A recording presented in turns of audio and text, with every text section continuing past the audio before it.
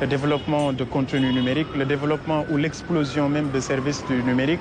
Donc cela est en parfaite harmonie avec une contribution naturelle à l'économie. Grâce aux services comme les jeux en ligne, le mobile money, la publicité sur Internet ou encore la vidéo à la demande, le gouvernement projette des recettes fiscales annuelles estimées à plus de 400 milliards de francs CFA dans ce secteur ciblé.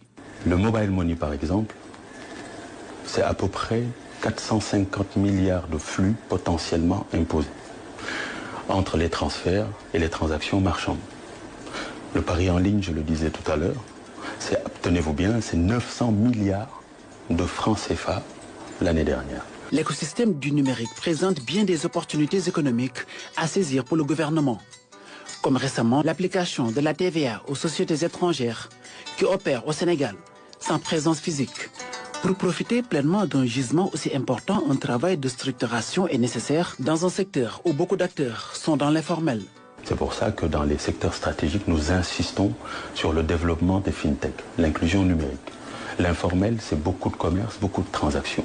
Donc tout ce qui permet de digitaliser les transactions qui passent par ce segment, ce sectoriel, va nous permettre davantage avoir de la visibilité sur le comportement de ce secteur.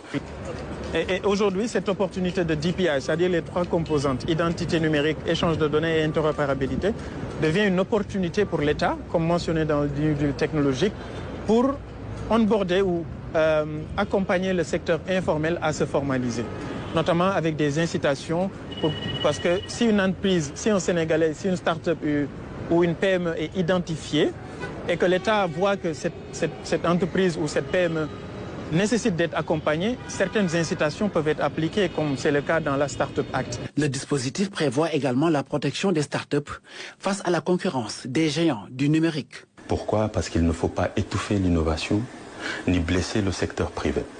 Les multinationales doivent contribuer davantage à l'économie du Sénégal et nous, l'État, devons protéger les startups afin de leur permettre de grandir davantage.